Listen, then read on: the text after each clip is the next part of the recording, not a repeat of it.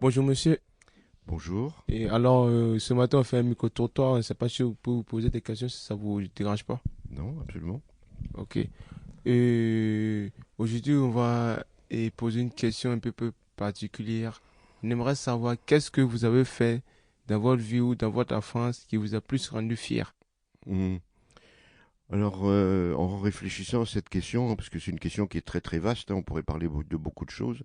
Si j'avais plus de temps pour réfléchir, je trouverais sûrement encore beaucoup de choses. Mais je préfère m'apesantir sur mes dernières années, justement avec Adjim. Ok. Voilà. Et c'est un peu quoi la gym? Vous pouvez nous expliquer? Ah oui. Donc, Adjim, c'est une association qui veut dire accompagnement des jeunes isolés mineurs ou migrants, je ne sais plus, qui a été créée en décembre 2017. En fait, donc le phénomène de migration, particulièrement venant d'Afrique, est apparu dans les années, vraiment s'est développé dans les années 2014, 2015, 2016. Et là, toute une flopée d'associations ou de gens bénévoles se sont regroupés pour apporter leur aide. Et après, se sont créés un certain nombre d'associations. Moi, j'ai été sollicité, enfin les premiers temps, c'était surtout pour donner des cours de français particulièrement, ici même d'ailleurs à l'école Vauban. Et j'ai été sollicité par un monsieur que je connaissais, que j'estime beaucoup, qui s'appelle Roger, et m'a dit Robert, est-ce que tu veux bien venir? On cherche des formateurs en français. Donc ça, c'était l'été 2016, je crois, oui. Et en 2017, au fur et à mesure, les bénévoles ont commencé à se connaître, à se rapprocher, puis on s'est dit que il fallait peut-être qu'on se mette sous forme d'association. Voilà, à ce moment-là, on a bénéficié d'une somme assez conséquente, je crois, de l'ordre de 50 000 euros, que nous a donné une députée de Brest, oui, puisque les députés disposent de sommes pour des actions dont ils décident eux-mêmes. Et cette personne-là, qui est une femme, a décidé de donner 50 000 euros à une association avec laquelle on a travaillé et qui nous a permis de louer, dans un premier temps, un appartement. Et après, les sommes ont été consommées, je crois, sur 2 3 ans. À part le loyer, je ne saurais plus vous dire en quoi c'était consommé. En tout cas, Adjim s'est créé donc officiellement en 2017 et donc Adjim récupère, c'est pas une obligation, mais justement, récupère les jeunes qui ne sont pas reconnus mineurs par le CDS, parce qu'ils n'ont pas les papiers, parce qu'ils ne sont pas mineurs, etc. Et on cherche des hébergements. Et donc, depuis quelques années, on doit loger en moyenne entre 30 et 40 jeunes. Entre-temps, on fait des procédures juridiques, parce que souvent, on arrive à faire venir les papiers. Et il y a 2 jeunes sur 3 qui sont récupérés, qui sont repris par le CDS.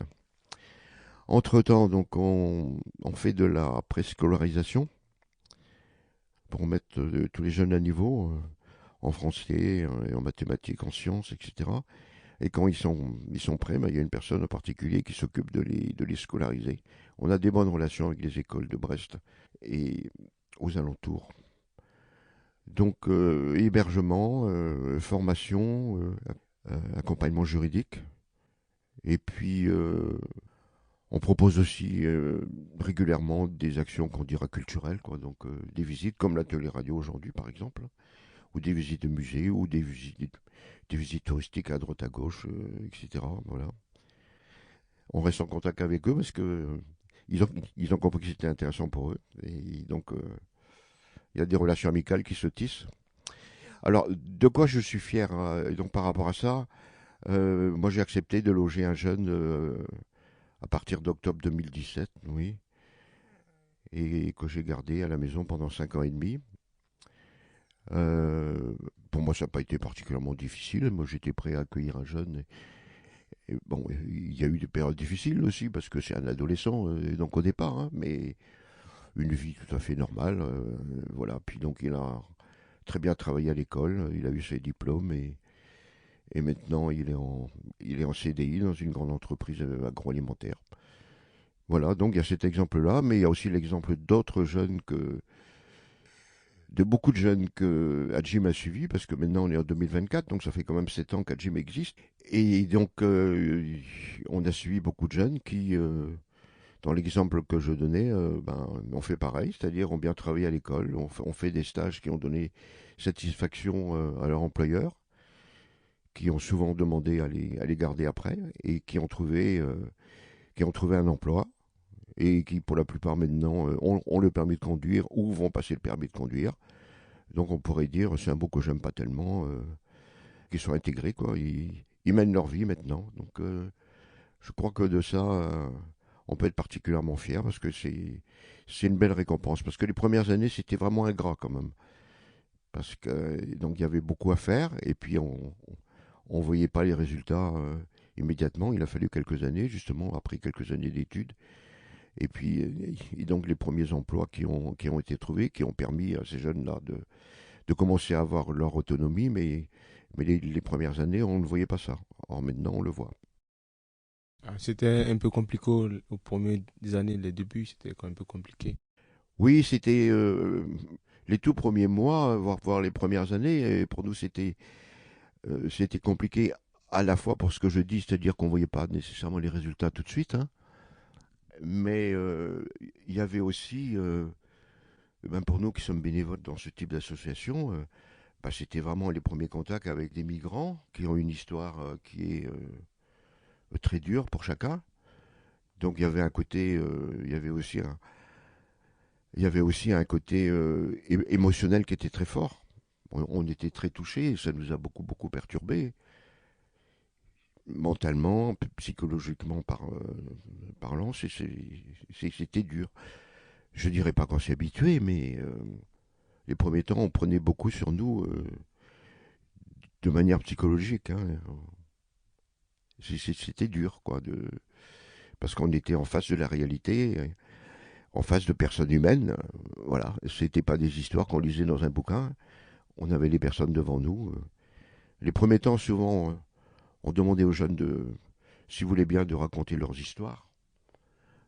Bon, une fois qu'on a connu plusieurs histoires, soit avant qu'ils partent, donc les raisons de leur départ, difficiles bien sûr, toujours des vies difficiles, et tout le parcours. Mais une fois qu'on a connu plusieurs histoires, en général, on a arrêté de poser des questions parce que c'est trop dur. Et puis, on connaît à peu près les réponses, quoi. On sait très bien que le départ n'était pas nécessairement volontaire, quoi. Il a été provoqué par diverses raisons et que le parcours pour beaucoup a été extrêmement difficile, dangereux. Enfin, on pourrait trouver plein d'adjectifs. Voilà, donc on a été mis en contact avec une réalité qu'on ne connaissait que par la radio ou par les journaux, mais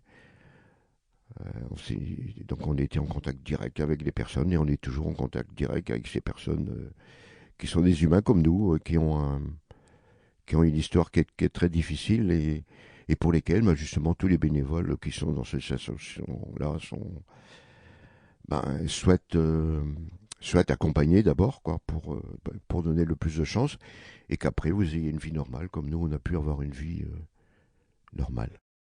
Ah, ok, en tout cas, c'est très émouvant comme histoire. Je suis moi-même ému quand je dis ça, hein. Ça se lit dans vos yeux, l'émotion que ça représente pour vous. En tout cas, merci beaucoup de nous avoir fait ce plaisir.